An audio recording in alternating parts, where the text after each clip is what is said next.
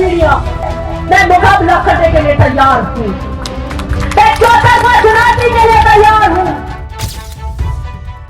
शेरनी की तरह लड़ूंगी, दबंगाई से लड़ूंगी।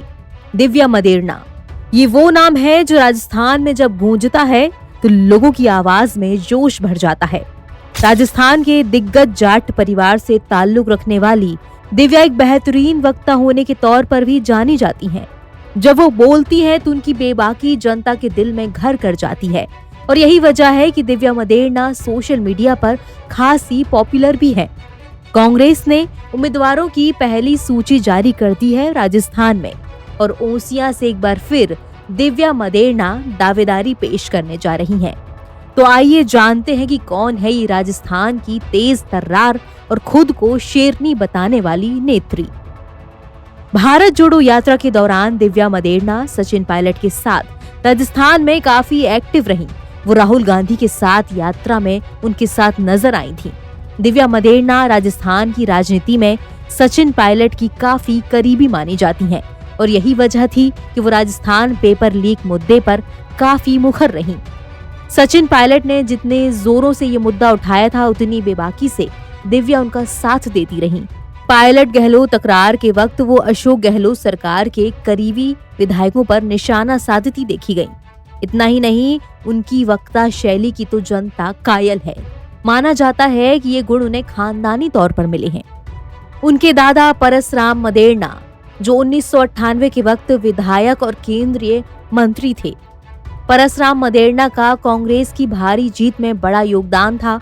उस वक्त उनके मुख्यमंत्री बनने के भी आसार थे, लेकिन वो फिर मुख्यमंत्री ना बन सके। दिल्ली से मैसेज आया तो अशोक गहलोत ने राजस्थान की कमान संभाली। कभी दिग्गज कांग्रेसी परसराम मदेरणा और उनके बेटे महिपाल मदेरणा का प्रदेश की राजनीति में राज हुआ करता था। आज उनकी बेटी के नाम का प्रदेश में खासा बोलबाला है। उनके पिता महिपाल मदेरणा भी अशोक गहलोत सरकार में मंत्री रह चुके हैं। राजनीति में दिव्या की मां ने भी हाथ आजमाया, लेकिन 2013 में वो ओसियां से हार गई। फिर बिटिया ने 2018 में कमर कसी उसी सीट से जबरदस्त जीत हासिल की और यहाँ से दिव्या के असल राजनीतिक जीवन की शुरुआत हुई, जब वो 2018 में पहली बार विधायक बनी। 38 साल की दिव्या मदेरणा की कहानी काफी रोचक है। उन्होंने अपनी ग्रेजुएशन पुणे यूनिवर्सिटी में इकोनॉमिक सब्जेक्ट से पूरी की। दिव्या ने पढ़ने लिखने में कोई कसर नहीं छोड़ी। वो अपने आगे की पढ़ाई के लिए इंग्लैंड चली गईं, जहां से उन्होंने अर्थशास्त्र में पोस्ट ग्रेजुएशन की डिग्री हासिल की। विषयों का खासा ज्ञान हासिल करके वो अपने घर लौटी और फिर 2010 में उन्होंने राजनीति में एंट्री ले ली। उन्होंने जोधपुर के डिस्ट्रिक्ट काउंसिल चुनाव में हिस्सा लिया और जीत भी हासिल की। दिव्या की सबसे बड़ी ताकत उनकी वक्ता शैली मानी जाती है। वो सीधे अपने काम को लेकर विपक्ष को चैलेंज कर देती है कि कोई कहकर तो दिखाए कि दिव्या ने काम नहीं किया। कि मैंने विपक्ष को ये कहने पर मजबूर कर दिया कि दिव्या मदेरणा ने काम कराया है।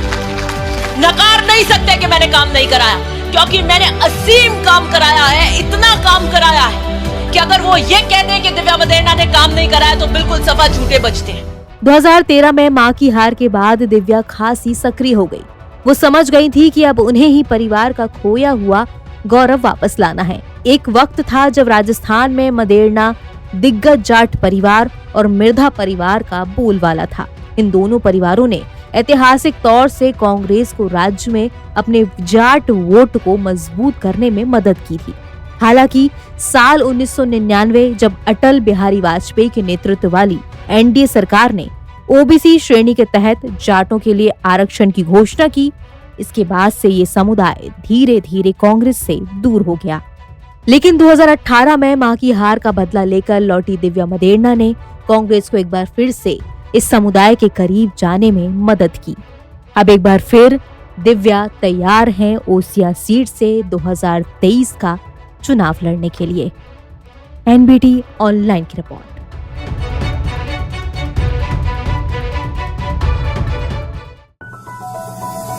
Wow.